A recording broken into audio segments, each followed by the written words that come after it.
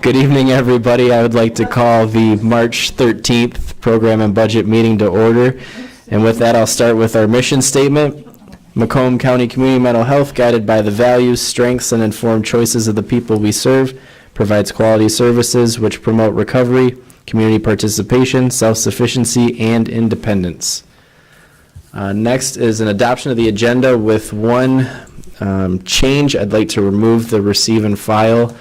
We will be getting an amended version of the financial status report at the full board meeting, so I'd like to pull that. But I'll take a motion to approve the agenda with that item removed. So moved. Motion from Selena, support from Chris. Nick, did you have a question? Yes. For somehow or another, if I read the electronically transmitted agenda, I'm missing something. This time I read the paper agenda, and we're missing something, because they added a P to the requests to approve. It disturbs me when we add things to the agenda. I know the Board of Commissioners doesn't like to do that without any notice, and unless it's an emergency of some kind, I'm going to have to start objecting to these. Maybe somebody could tell me, because I haven't had a chance to read it, or ask questions. I can add it at the time. Is this an emergency that we need to deal with it now because of state requirements? If not, I would move to strike it from the agenda and put it off to the next meeting. I'll let Dave speak to that. The last minute addition of that is my fault. We did receive it earlier this month by the state. They're asking for signature by the end of this month, the 29th. So it was a last minute addition, and going forward, I'll be better.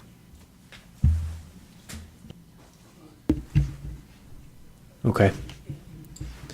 We have a motion and support for the agenda minus the receive and file. All in favor signify by saying aye. Aye. All opposed? The agenda is approved. Next item is item 3, hearing of the public. Anybody from the public wishing to speak? You have 5 minutes. Anyone from the public? Going once, going twice. I see heads shaking, so we will close the hearing of the public and move on to 4A, request to approve out-of-state travel, the Veteran Navigator. You might remember this from last month, and it was moved to this month. Joan, do you want to make a motion to approve that? No. I'll move to approve. Motion by Kathy, support from Chris. Joan, go ahead. I think that we should look in for grants for out-of-state travel. I mean, when Crossroads came up, they had a grant for out-of-state travel, and they worked to get their money. I'm not saying that this isn't important, but we have never traveled out of the town, out of Michigan, only when you get a grant. It is a grant. I think it Doesn't say. It doesn't say in the. Just says Veteran Navigator. No, it doesn't. It asks. I apologize. I left that out. It's through a grant with the department for veteran navigators, so it's covered. Okay. Yeah. Well, if you can update that I will update for it. full board. I will do that. Thanks. Thank you. Just one quick question. Nick, go ahead. There's no training of this type available in state or locally? There isn't. She was scheduled to go to Chicago for the training, it was full, so we had to take it off the agenda, the last program and budget meeting. So this was the next available training. The closest one there was another one in Cincinnati. There were none in Michigan. And when is the Cincinnati one? That was for youth, I thought. It was only for youth. Yes. So it was for a different population, so Oh, a different population. Yeah, it was for It's children. not the same training not the same. Well, it's mental health first aid, but it was specific for children. for children. Yeah. Gotcha. Thank you. And the grant covers 100%? Yes. Perfect. Any other questions or comments from anyone? Thank you. Thank you. All right, we have a motion and support. All in favor signify by saying aye. Aye. Aye. All opposed? Motion passes. Next up is item 4B, approval of contract addendum for locum tenens telepsychiatry. I'll take a motion to approve that. Move to approve. Motion from Joan. Support from Chris. Any questions or comments on this item? Nick, go ahead. Yeah, I think trying to move to telemedicine is a good idea for a lot of reasons.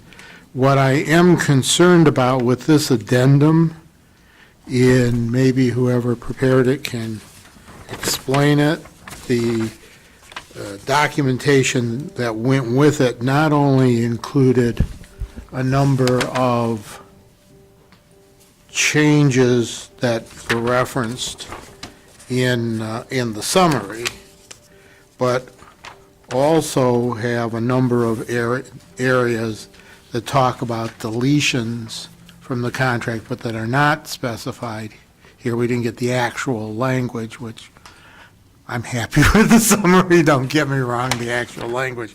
There was enough here to go through. So that's one question. If you can give us at least the Reader's Digest version of what's being deleted as well as what's being added, and give us an explanation of the rates, which seem always to be $185 per hour or per day, and then there's a booking day, which I'm not sure what that means. And finally, is this Medicaid money or GF money? Great, so we'll start with number one. You're right, I apologize, it should have been more clear in my explanation. Everything starting under additional provisions, word for word, all the way through the last paragraph where it says, "and inserted Michigan," is already in the master contract you improved in 2014. The reason why you have this repeat of this exact same changes, because they have a standard template that they use in their contract, so they just wanted to make sure it was referencing the already agreed upon changes that were in the contract. I probably should have given you the master contract and you would have seen it word for word. Okay. And this was reviewed by, So when it says delete a given provision, we've already deleted that particular provision? yes, Gotcha. yes, that was in the master contract, and it literally is a cut and paste from those additions and changes. Okay. The third question, Medicaid or general fund, it would be allocated based on whatever services were provided. So, for example, if it was a consumer that was general fund, then it would be charged to general fund and so on for Medicaid. Depends on the consumer. Correct. It's be driven by the services and what those services, how those services are being paid for. The second question was the rate. It is $185. It's actually based first on the doctor that we're using. So obviously a board certified, we've agreed with locum tenens in the master agreement that we'd pay $185. That's why it's saying that. It is a straight hourly rate. We do not pay any of that unless they provide services. So it's not as if you're paying a daily rate or anything. The only time it happens is if it's our fault. So let's say we schedule somebody and they're scheduled for 8 hours that day. If we have a consumer who doesn't show or something that's our fault of some sort, then we're still paying the $185 an hour. Okay. And the callback rate is the Same, same? we don't thing? currently use that. We never use that. We only use a standard agreed upon schedule. It's the same amount anyway? Yeah. And the fees and expenses, the technology fee, is that in addition to that 185, and where does that go? Yes, it would be a total of a $200 hour rate fee, because you're paying $185 plus a $15 technology fee. They are just giving you a average booking day. So for example, if somebody serviced us for 2 hours, we would pay $185 for each hour, and then $15 for each of those 2 hours also, And that $15 is for what purpose? for the access to the technology Oh, for gotcha. telepsych. Thank you. Any other questions or comments? All right, seeing none, thank you. We have a motion and support. All in favor signify by saying aye. Aye. Aye. All opposed? Motion passes. All right, for the next bunch of items I guess I'll take a motion to approve C through M,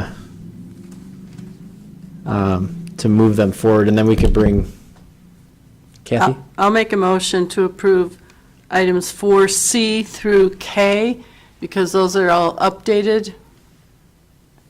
Is there Those are all updates where the other ones are new. Perfect. Is there support? I'll support that. Support from Joan? Are there any questions or comments on the updated policies? I'm trying I'll to- give you a minute. I Yeah, know let me there's a lot. see which one she was looking at. Because a number of these I didn't have. Problem. A lot of them look very Mr. Chair. technical in nature. Yes.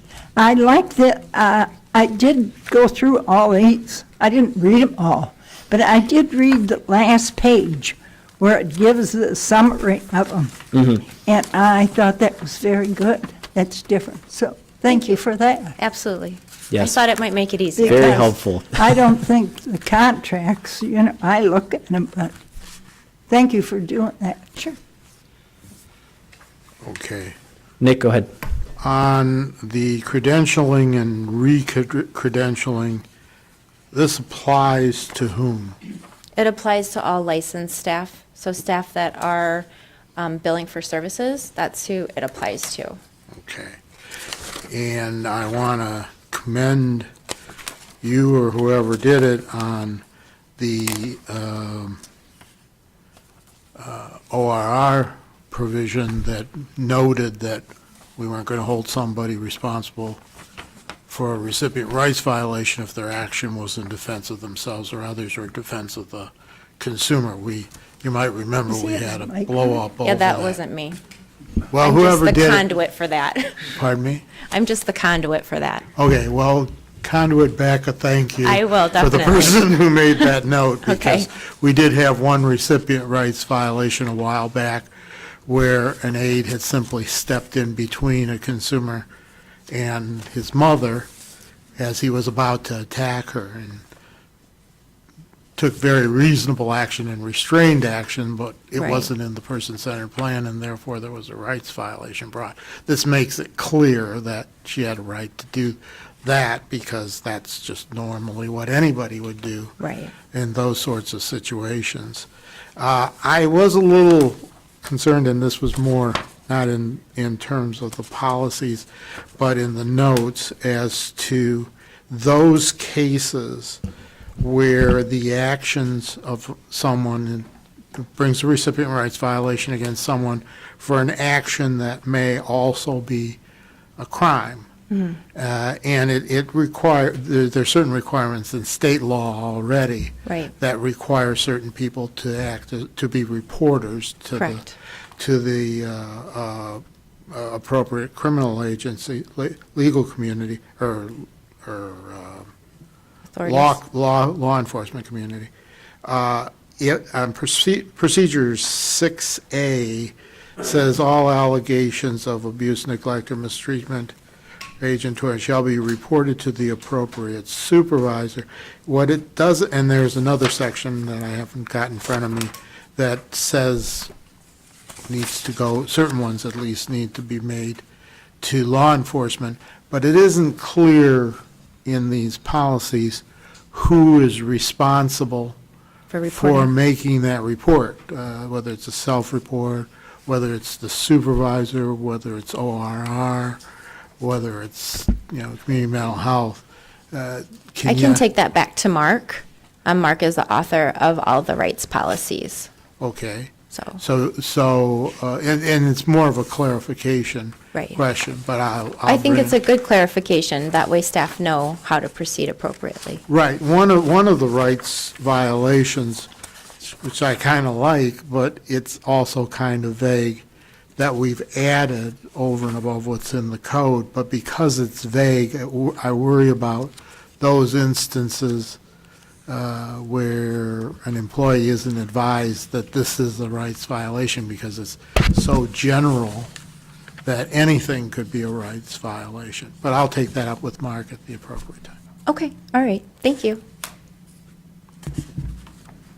You all set, Nick, for now? Yep, thank you. Okay. Any other questions or comments on the updated policy items?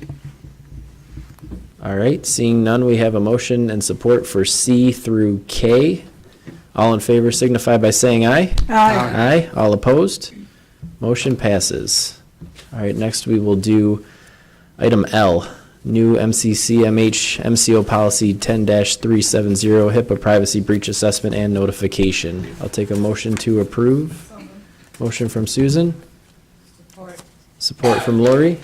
Susan? So I apologize for asking this. It just seems like, I mean, this is a new policy? We didn't have policies before about breach and notification? Not this specific. Okay. And so this is so that staff understand with specificity the obligations. There is already an existing policy in Chapter 10 that more deals with how a consumer reports a confidentiality concern, but there was kind of some commingling with what staff might need to do, and it was confusing, so we separated that out. Okay. And so that way, this is more clear about their responsibility. Thank you. Because they're to report to not only rights, the confidentiality concern, but also to compliance, because we have different regulatory obligations. Okay, thank you. I just wanted clarity as to why it was. Yeah. It seemed weird that it was new, like HIPAA's been around for Right, years. So yeah. Their Okay. obligations just weren't very clear. Thank you. Sure. Any other questions or comments on this item? All right, seeing none, we have a motion and support. All in favor signify by saying aye. Aye. Aye. All opposed? Motion passes. Next is item M, new MCCMH MCO policy 2-048, telehealth telemedicine. I'll take a motion to approve. Motion from Susan, support from Selena. Any questions or comments on this one? All right, seeing none, we have a motion and support. All in favor signify by saying aye. Aye. Aye. All opposed? Motion passes. All right, thank you very much. Thank you.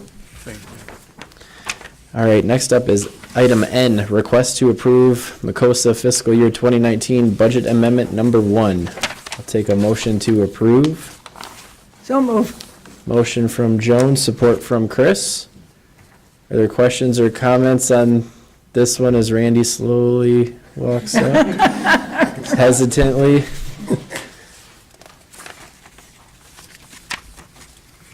No questions, no comments? Randy, you want to say anything real quick about it? Briefly? Right, okay, I can be brief. I've been practicing that. Just, number one, what this amendment is it's an amendment to reflect all the changes that occurred in the budget before last May, which is now 10 months before we had that original developed.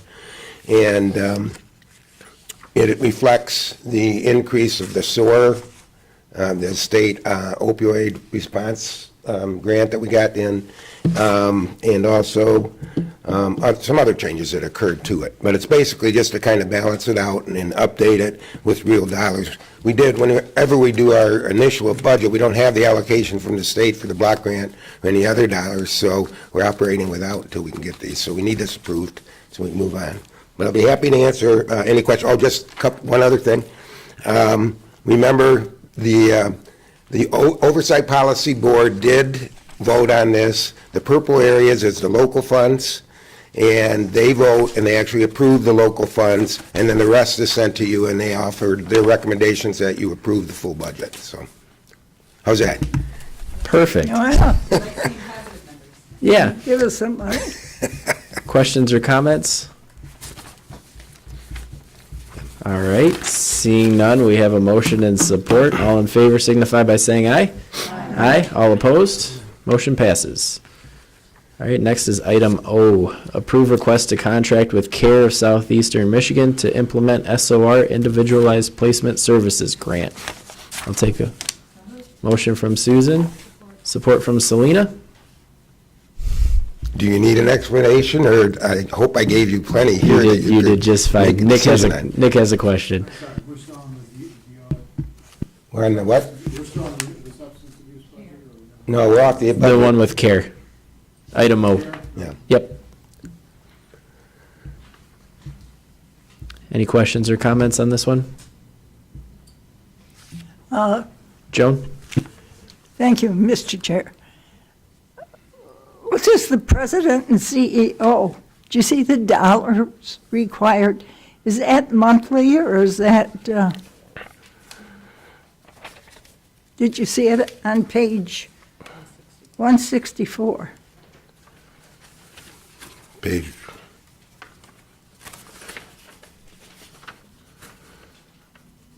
Dollars required. I'm not sure what you're talking about, but if you're talking about Monique's, Oh, is that Monique's? Monique is the that CEO for monthly? that, yeah, for CARE. Okay. Okay. Okay. Any other, Nick? I No, just- you're good? Okay. Joan, are you all set? Yes, she does a good job. Oh, she does an excellent job. But, let's see, for 12 months times. All right, seeing no other questions or comments, we have a motion and support. All in favor signify by saying aye. Aye. All opposed? Motion passes. Thank you. Thank you. Next up is item P, board approval of the fiscal year 2019 Medicaid Managed Specialty Supports and Services Concurrent 1915 BC waiver programs, the Healthy Michigan Program, and Substance Use Disorder Community Grant Programs, Amendment Number 2. Next time you bring these, make them shorter, would you? I'll take a motion to approve. Motion from Chris, support from Joan. You want to speak to this one, Dave? Yeah, on March the 6th, it went out to the PIHP executive directors from John Duvendek, who's the Director of Program Development at the Contract Division at the state level. Basically, it was based on legislative action. It does go back to October 1st through the end of this fiscal year. They made the amendments. They sent a memo explaining the areas that had been changed. They sent the clean boilerplate contract and a signature page along with the edits that had been made. They list out the specific changes. They were discussed at the state level at the PIHP meetings, and I can recommend it's asking for my signature or Kathy's signature as the chair of the board, and it is due back to the state by March the 29th.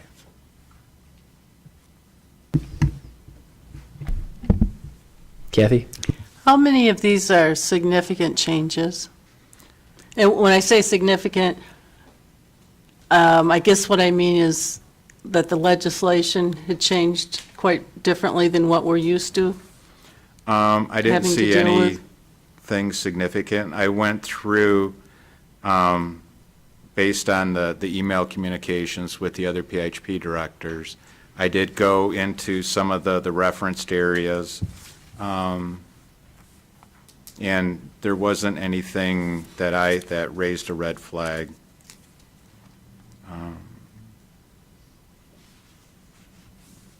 It's mostly clarifications.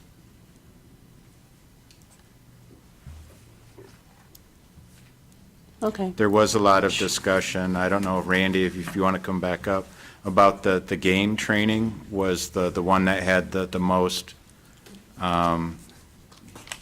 significant change, I guess. So the GAIN is The GAIN is a standardized assessment instrument that the state came up with last year that they wanted to implement throughout the state. And it's been quite controversial at the time. The state identified the assessment instrument, which is the GAIN's IQ, I think is what it's called, which is a commercial version of it. They're mandating that any substance abuse program out there that is admitting clients has to utilize this as part of the intake process. They're paying for the actual licenses for it. The state is also paying for, they're paying for trainings that are occurring for it. But the concern is that they initially wanted, and in fact, I don't think it has the new data in there, but they initially wanted to go in effect by October 1, that everybody had to be trained, everybody had to be utilizing the instrument by October 1. But they've been getting a lot of pushback on this from the field, and they have decided that they are going to wait until after the waiver is approved at the federal level. So after that, then it'll be a year from that point, because they've been providing trainings. There's not enough of them out there. It takes 6 months for somebody to be totally trained on this to do it. There's concerns about the length of time it takes to do it for an intake. It takes up to 3 hours for somebody to administer. What used to be done in basic intake assessments would be an hour and a half at the program. So there's concerns in terms of costs. And what they've got, in addition to this, is some of the PIHPs are hiring somebody full-time as a full-time trainer to go with there. We have about 100 people that would have to be, that are affected by that. And so far we have 2 people that have been identified as trainers. They've gone through the training. But it will be one of our providers that will be providing some of that, but they can't do all of it. They have their own staff to train as well. It's been a real mess. You got me started, and I got here with just a couple minutes before. But that's what got added into the amendment, it got to the contract. So it is problematic. We're still, there's not a statewide meeting that we have that we don't talk about this and how can we make it work.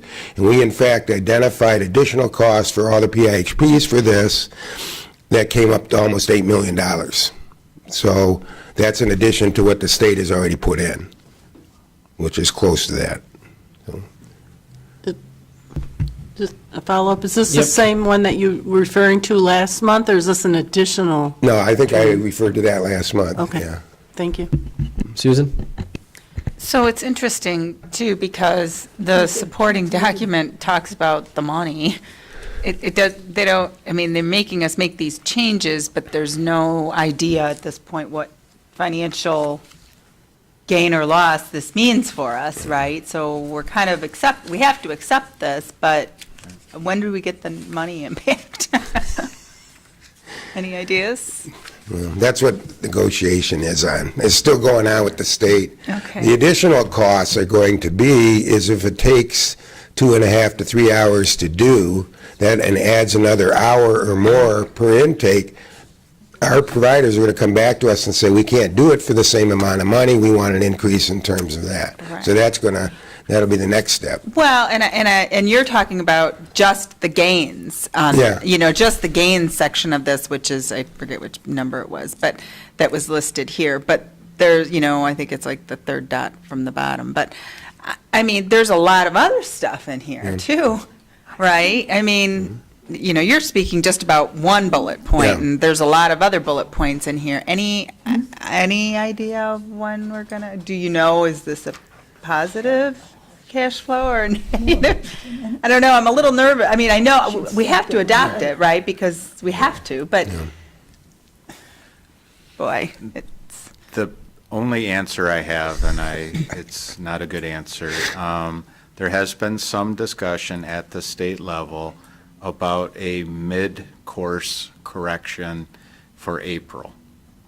But they've been very clear that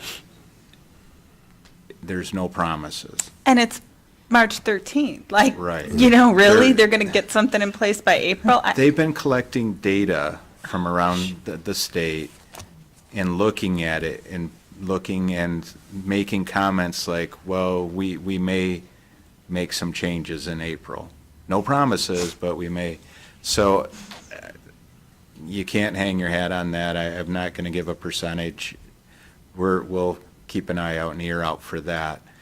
The other is there was some success, I think, in this amendment in watering down the gain, just that we'll continue our efforts to work in collaboration with the department through the remainder of this fiscal year, and they are looking at it being in our contract language for 2020. So at this time, it's kind of a continue the efforts that Randy has already mentioned. And then the funding, I don't know if it'll be earmarked in the next year's funding or not. Right. Yeah, item 3 that's listed here just basically says, we'll give you money if we have it. Yeah. Yeah. Let's hope. Yeah, that's a scary proposition, but okay. I Okay, just want to put that on the record so that people understand when, not only our constituency, but the Board of Commissioners and stuff. I mean, we don't have a choice with this. This is like unfunded mandate stuff, right? I mean, Exactly. or maybe funded mandate, right? A So lot of I- it's not earmarked specific to a task, so we have difficulty in saying you didn't give us, money for this. They'll say, we gave you, Lots of money. yeah, we gave you in the monthly allotment. So I guess this might be worthy of highlighting somewhere at the appropriate time to people that are very concerned about our cash flow. Just, That's a good Okay. point, thank you. thank you. Nick? Couple things. The standard contract is negotiated through our association, state association, and the State Department, and it's not individualized. Has the state association signed off on these, do you know? Yes, Bob Sheehan was on the correspondence. Okay. And I guess there's not much more we can do. You said this was due in March 29th. March 29th. Could you provide to the board, the bullet points are helpful, but pretty vague, at Yeah. least what you'd identify as substantive changes with maybe a memo with a little bit more information. We don't really have a whole, Sue's right, we don't have a whole lot of choice. Right. But to approve this, or we just simply close. But we. Yes, I can have more detail. Yeah, it would be helpful if we knew what we were agreeing to, even if we don't have much choice. Thank you. Any other questions or comments? And we'll have that in 2 weeks. Memo. Great. All right. See, we have a motion and support. All in favor signify by saying aye. Aye. All opposed? Motion passes. All right. Next up is resolutions. A resolution for Kathleen Andrulis, OBRA. I'll take a motion to approve the resolution. Approve to let her retire. Motion from Joan. Support from Lori. All in favor signify by saying aye. Aye. Aye. All opposed? Motion passes. Next up is item 7, other agenda items. Mr. Chair, Joan? don't forget we have a recipient rights meeting the 18th on Monday at 7:30 at the administration building. And don't forget your PAC money. I have 3 people already gave me checks.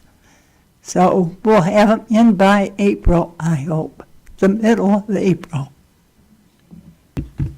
Thank you. And I thank Kathy for covering my $35 ahead of time. Any other, Kathy? any other agenda items before I turn it over to Dave? Nick, go ahead.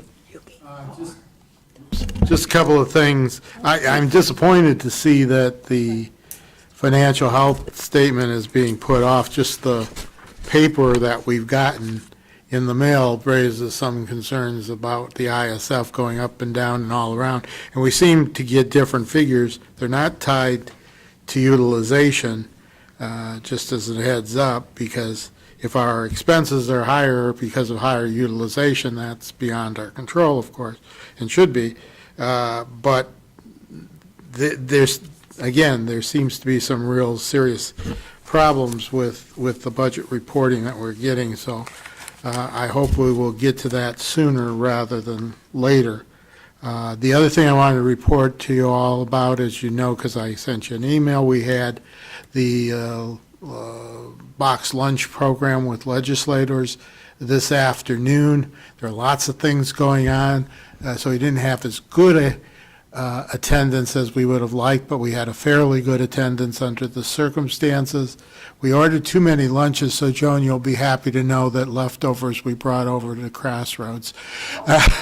And Bruce said, yeah, he'll find a use for them. We just really didn't want to waste the leftovers after we gathered as many staff people, which usually are vacuum cleaners there, but we were in the Capitol. If we were in the Hob, I'm sure we would have gotten rid of them a lot quicker. But we had some left over, so I dropped them off to Bruce on my way back. The program went well. The information was well received. We have the one pager that we sent out, we'll send out now to everyone else who didn't. Phil's asked for all of the stuff, and we'll make sure you get that as well on behalf of Representative Harnberg.